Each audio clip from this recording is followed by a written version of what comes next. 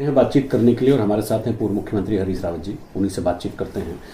रावत जी, रजत जयंती वर्ष राज्य के स्थापना का शुरू हो गया है और 1 तारीख से तमाम कार्यक्रम शुरू होंगे। महामहिम राष्ट्रपति को इस बार विशेष सत्र में बुलाया जा रहा है।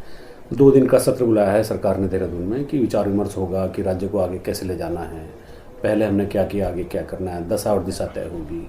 आप किस नज़रिए से देख रहे हैं? देखिए, रजत जयंती वर्ष है, आपने मनाने का निर्णय लिया, महामहिम राष्ट्रपति को बुलाया, अच्छी बात, स्वागत। सुझाव था हमारा कि भराड़ी शयन करो, हिमालय की उतंग शिखरों के सामने खड़े होकर के राष्ट्रपति जब हमारे रजत जयंती समारोह के उपलक्ष्य में संबोधित करती तो उस संबोधन के कुछ दूसरे ही निहितार्थ होते और देहरादून में ये रूटीन संबोधन हो जाएगा। दूसरी बात यह है, आप कह रहे हो कि 25 साल की यात्रा का विवेचन करेंगे और 25 साल आगे का मैप बनाएंगे, या तो कोई आपने ब्लूप्रिंट बना करके रखा है तो उसको जारी कर दो, नहीं तो एक दिन के अंदर कौन सी विधानसभा, कौन सी ऐसे विशेषज्ञ लोग हैं जो एक दिन के अंदर पिछली कमियों को निकाल भी लेंगे, या पिछली जो हमारी शक्ति थी जहाँ अच्छा किया है उसको निकाल लेंगे और जो कमियां हैं उनको चिन्हित कर लेंगे और आगे के लिए उनको कैसे भरा जाए, कैसे आगे बढ़ाया जाए, आगे 25 साल का रोड मैप बना लेंगे, तो संभव नहीं है। ये एक टोकनिज्म है। तो आप रजत जयंती समारोह को भी टोकनिज्म का अवसर समझ रहे हैं, टोकनिज्म का सहारा ले रहे हैं, तो ये आपकी इस अवसर के प्रति जो गंभीरता है उसको दर्शाता है। यानी रस्म अदायगी है फिर? मैंने टोकनिज्म कहा, आपने रस्म अदायगी कह दिया। और ये होना क्या चाहिए था? होना ही चाहिए था, भराड़ी शयन से संबोधित करते और ये 3 दिन का, कम से कम 3-4 दिन का सत्र होता और 1 महीने पहले से कुछ एक्सपर्ट्स को बिठा करके एक विवेचन, एक पिछले 25 साल की यात्रा के प्लस एंड माइनस, कमियां कहाँ रह गई, वो सब निकाल करके और आगे के 25 साल का रोड मैप रखा जाता है। उसको आशीर्वाद देने के लिए महामहिम राष्ट्रपति और महामहिम प्रधानमंत्री आते तो ऐसा लगता कि हम एक आंदोलनकारी राज्य नए सिरे से अपने को संकल्पित करने का काम कर रहा है, तो ये तो कुछ लगेगा नहीं। रस्म अदायगी जो आपने शब्द कहा है, रस्म अदायगी होगी और उसमें हम भी ताली बजा देंगे और मीडिया को भी खुश होना चाहिए, अच्छे विज्ञापन मिलेंगे, अच्छी वो आएगी, राष्ट्रीय मीडिया में भी आ जाएगा। और फिर सबसे बड़ी बात यह है, एक अच्छी बात ये लगती है कि हमारे जो मुख्यमंत्री जी हैं, वो उनका जो फेस है, चेहरा है, वो अच्छा लगता है। तो हमारा यानी आप भी मानते हैं कि हमारे मुख्यमंत्री हैंडसम हैं? इसमें कोई शक है? इसमें तो कोई शक है ही नहीं। और बल्कि अब तो इस बात को मैं ही नहीं मानना होगा, उनके जितने हमारे एक्स चीफ मिनिस्टर हैं वो सब भी मानने लग गए होंगे, त्रिवेंद्र सिंह जी से तीरथ सिंह जी, और ये सब लोग मानते होंगे। आपसे शिष्टाचार भेंट करने आए थे पिछले दिनों, तो इस रजत जयंती वर्ष में जो सब चीज़ें हो रही है, आपने कुछ उनको परामर्श दिया? इस विषय में उन्होंने पूछा नहीं, वो तो मेरी कुशल पूछने के लिए आए थे। हाँ, मैंने उनको धन्यवाद दिया। आपको मुख्यमंत्री पुष्कर सिंह धामी का जो जिहाद है, जिहाद शब्द है, ये कैसा लगता है आपको? मतलब हर चीज़ में जिहाद है। ऐसा है, वो बुद्धिमान व्यक्ति हैं, राजा को क्या अच्छा लग सकता है, जो असली राजा है। संघ को क्या अच्छा लग सकता है, उन्होंने वो शब्द निकाल लिया है। इसलिए हर चीज़ में वो जिहाद ढूंढते हैं। और जब कहीं कोई टोक देता है कि साहब इसमें कहाँ कर रहे हो, तो फिर थोड़ा सा दाएं बाएं हो जाते हैं। नहीं तो जो है वो बिना जिहाद शब्द का प्रयोग किए हुए रह ही नहीं सकते। और ये धारणा बना रहे हैं कि जैसे उत्तराखंड के अंदर सब कुछ, भाई उस शब्द का अर्थ तो समझो। गूगल में देख लो, गूगल बाबा बता देंगे जिहाद शब्द का अर्थ क्या है। गूगल बाबा नहीं बता देंगे, आजकल एक कोई नए बाबा भी आ गए हैं, क्रोक बाबा, उनसे पूछ लो जिहाद शब्द का क्या अर्थ है करके। लेकिन अब मुश्किल यह है कि श्री धामी जी ने और भाजपा के पूरे प्रचार तंत्र ने, इस सरकार के पूरे प्रचार तंत्र ने जिहाद शब्द की परिभाषा बदल दी है। तो ये धामी परिभाषा है जिहाद की। बस कोई चीज़ उपलब्धि यदि उनकी है तो ये शब्द उन्होंने कॉइन अप किया है, ये शब्द ही उनकी उपलब्धि है। बाकी तो कुछ बताने को है ही नहीं राज्य के अंदर। कोई विकास का काम, कोई निर्माण का काम, लोक कल्याण का काम, कोई चीज़ ऐसी है जिसको बताने की स्थिति में है। अच्छा हरीश जी, हमने भी बहुत पहले से देखा, आपने भी उनको शुरुआती दौर की राजनीति पर कभी कभी, चूंकि आप तो बहुत वरिष्ठ हैं, आपकी निगाह पड़ती होगी नए जो नेता आ रहे हैं किस तरह से राजनीति कर रहे हैं। बड़ा सॉफ्ट स्पोकन, बहुत ही मृदुभाषी, बहुत ही सौम्य चेहरा, जेंटलमैन की छवि, और मुख्यमंत्री बनते ही अचानक से क्या हो गया कि जिहाद आ गया? इसके पीछे क्या कारण रहे होंगे? देखिए, जिहाद तो उन्होंने अपने सरकार के निकम्मेपन को छिपाने के लिए, लोगों को भ्रमित करने के लिए ये शब्द निकाल लिया है। भाजपा क्या कर रही है राष्ट्रीय स्तर पर भी, यहाँ भी क्या कर रही है?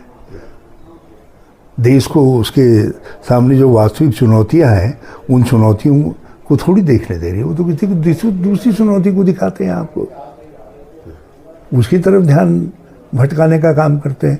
तो राष्ट्रीय स्तर पर जो कुछ हो रहा है उसको उन्होंने बड़ी खूबसूरती के साथ नकल किया है। बल्कि यदि उनके पुराने टीचर इत्यादि कहीं मिलते मुझको, मैं उनसे कहता भाई ये धामी जी क्या, जब आप इनको पढ़ाते थे तो उस समय भी नकल करने में इतने ही मास्टर थे करके।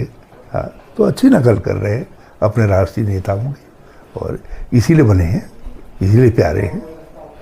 हरीश जी, एक बड़ा इशू आपने रेज किया है कि राज्य की सियासत में कि ब्राह्मणों का जो एक नेतृत्व है उसको विकसित करना चाहिए, उसमें कहीं ना कहीं कोई एक कमी ऐसी रह गई है, उसको डेवलप करना बहुत जरूरी है। इसके पीछे आपका क्या मकसद है? देखिए, मैंने बहुत चिंतन के बाद एक बात कही, क्योंकि देश के अंदर जिस तरीके से असहिष्णुता, असहनशीलता, पारस्परिक घृणा, उत्तेजना, बात बात में सड़क में भी किसी का एक दूसरे से गाड़ी टच हो जा रही है तो मारा मारी के लिए सड़क में उतर जा रहे हैं लोग। पार्किंग में एक ही फ्लैट में रहते हैं लोग, पार्किंग को लेकर के झगड़ा हो रहा है तो चाकू मार दे रहे हैं। तो एक सहिष्णु भारत जिस तरीके से असहिष्णु हो गया है, मैं इससे बहुत चिंतित हूँ, बहुत चिंतित हूँ। और मैंने अपनी जड़ों को खोजा, अपने देश के आज़ादी की जड़ों को भी खोजा, उससे पहले की जड़ों को भी खोजा, अध्ययन करने की कोशिश की। तो मुझे लगा कि सनातन एक उदार दृष्टिकोण था, और वो दृष्टिकोण में गंगा जैसी शक्ति थी सबको अपने साथ जोड़ने की, अपने में समाने की। जो है उस शक्ति का ध्वजवाहक उस समय, उसको आगे ले चलने का काम, उसको प्रचारित प्रसारित करने का काम कहीं न कहीं ब्राह्मण कर रहा था। क्योंकि शिक्षा उन्होंने जल्दी ली, तो जो शिक्षित था वो जल्दी उस चीज़ को समझा, तो उसने उनके हाथ में नेतृत्व आया। और मैंने ये महसूस किया कि गांधी ने हमारा स्वभाव ही वैसे बना दिया कांग्रेस का। गांधी ने कांग्रेस को भी उदार, सहिष्णु, सहनशील, सबको समाहित करने वाला, सबको जोड़ करके बनाने वाला कहा, तो मैंने यही कहा कि सनातन, कांग्रेस और ब्राह्मण, ये तीनों का स्वभाव एक समान है। और मैंने ये भी कहा कि जिस तरीके से आज सनातन थोड़ा सा बेचैन है, वैसे ही जब से कांग्रेस कमज़ोर हुई है तब से जो है ब्राह्मण की स्थिति भी अपनी जगह से कुछ हिली है। पहले ब्राह्मण दाता था, आज मांगता है, ये कहा। भाजपा कह रही है कि हरीश रावत जी का आज ब्राह्मण प्रेम जाग गया है, ना बहुगुणा को सरकार चलाने दी, ना एनडी तिवारी जी को चलाने दी। इससे बड़ा झूठ, इससे बड़ा फरेब और क्या हो सकता है? उत्तराखंड ही नहीं, पूरा देश इस बात का गवाह है कि एक व्यक्ति अचानक मुख्यमंत्री बनते हैं और उस व्यक्ति की मानसिकता की कल्पना करिए, जो ये सोच रहा हो कि ये दायित्व मुझको संभालना है। लेकिन हमने मन में राम को स्मरण किया और 5 साल निष्कंटक कोई सरकार चली उत्तराखंड के अंदर। सारे भाजपाइयों से कह देना, गुणा भाग लगा करके देख ले, 5 साल निष्कंटक कोई सरकार चली उत्तराखंड के अंदर, वो है श्री नारायण दत्त तिवारी जी की सरकार, और मैं प्रदेश अध्यक्ष था 5 साल। हाँ, 3 बार हमने अपनी सरकार से कुछ फैसले करवाए। एक बार हमने करवाया नाम बदलने का, क्योंकि भाजपा एक पाप कर चुकी थी उत्तराखंड, उत्तरांचल करने का नाम, हमने उसको करेक्ट करवाया। दूसरा काम हमने करवाया कि हिमाचल के तर्ज पर यहाँ भी बाहर से आने वाले लोगों के लिए ज़मीन की खरीद की सीमा, वो 500 मीटर रखवाने का। और तीसरा काम हमने करवाया, जो उद्योग यहाँ लग रहे हैं, हमने कहा इन उद्योगों में 70% नौकरियाँ स्थानीय लोगों को दी जाएगी। आज भी ये एक पायनियर अचीवमेंट है उस सरकार के, श्री नारायण दत्त तिवारी सरकार के, औद्योगिकरण के साथ जिनको याद किया जा सकता है। मतलब श्री नारायण दत्त जी की सरकार पर जो 4 स्टार है, स्थिरता का स्टार, उसमें भी हरीश रावत का योगदान है। और 3 ये स्टार जो मैंने अभी आपके सामने चर्चित किए, तो ये स्टार भी, इस पर भी तत्कालीन कांग्रेस का कांग्रेस के लोगों का को सहयोग जो है। तो इसलिए नारायण दत्त जी मुझसे परेशान होकर के नहीं, नारायण दत्त जी क्यों गए वो तो वो जाने, और अपने साथ वो पूरी कांग्रेस ही ले जा रहे थे। भाई, जो चुनाव के अंदर जो सिटिंग मुख्यमंत्री हो वो कहे अलविदा दोस्तों, मैं अपने घर को खाली करने लग जाए, तो मैं उस बात पर उस पर कोई चर्चा नहीं करना चाहता। मैंने उस समय भी कांग्रेस को जैसे भी था, कांग्रेस के ध्वज को संभाल करके रखा। इसलिए अब रहा सवाल श्री विजय बहुगुणा जी का। श्री विजय बहुगुणा जी चीफ मिनिस्टर बने, सबके लिए एक आश्चर्य था कि राज्य के अंदर उनसे ज़्यादा लेजिस्लेटिव अनुभव रखने वाले और ज़्यादा वो रखने वाले बहुत सारे लोग थे। तो एक सरप्राइज़ था, लेकिन उस सरप्राइज़ को भी समाहित करने का, उसमें भी एक एडजस्टमेंट बनाने का काम हरीश रावत ने किया। श्री बहुगुणा को मेरे कारण नहीं जाना पड़ा इस राज्य से। यदि कुछ जो अपने को बहुनाइट कहते हैं, हम तो हेमवती बहुनाइट थे, हेमवती नंदन बहुनाइट थे। पता नहीं ये नए तरीके को कौन बहुनाइट आए हैं जो कोई कहता है कोई मुलायम सिंह जी के स्कूल से आया है, कोई किसी के स्कूल से आया है, कौन लोग हैं मैं नहीं जानता। मैं उनसे इतना जरा सा, क्या श्री विजय बहुगुणा को मेरे कारण जाना पड़ा यहाँ से? एक बता दे जहाँ विरोध किया, हम तो आए नहीं यहाँ उनके मुख्यमंत्री बनने के बाद। वो अपने कारण गए। हरीश जी, केदारनाथ में प्रारंभिक लापरवाही और उससे जो संदेश गया पूरे देश के अंदर, उसके कारण हो गए। उनके जाने के बाद मुझको चीफ मिनिस्टर का दायित्व तो सौंपा गया। मैं इसीलिए अपने को एक्सीडेंटल कहता हूँ, चीफ मिनिस्टर आया। और मैंने तो जो है इतने साल सबके साथ खड़ा रहा, और जब मैं चीफ मिनिस्टर बना, आपदाग्रस्त राज्य का चीफ मिनिस्टर बना, 10 चुनौतियां थी, वो चीफ मिनिस्टर बना, और उस चीफ मिनिस्टर को लोगों ने 1.5 साल भी सहन नहीं किया। 1.5 साल भी सहन नहीं किया। जो लोग कहते कि हरीश रावत ने नहीं चलने दिया, मैं उनसे पूछना चाहता हूं, क्या हरीश रावत इस उत्तराखंड का बेटा नहीं है? क्या मैं इस धरती की मिट्टी का बेटा नहीं हूं? और यदि मैं चीफ मिनिस्टर हो गया था, तो जिन लोगों को कांग्रेस ने चीफ मिनिस्टर बनाया बिना किसी लेजिस्लेटिव अनुभव के, जो है पूरी पार्टी सौंप दी, वो लोग मुझको 1.5 साल नहीं ढो सके, और उन्होंने पार्टी में दल बदल करवा दिया। पार्टी को चौराहे ऐसी स्थिति में ला करके खड़ा कर दिया कि आज भी हम रिकवरी नहीं कर पा रहे हैं उससे।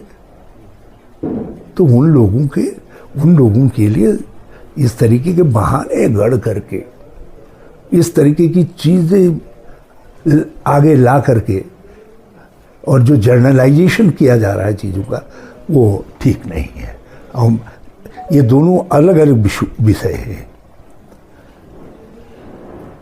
जो सनातन कांग्रेस और ब्राह्मण से संबंध में मेरी राय है, वो एक अलग बिंदु है।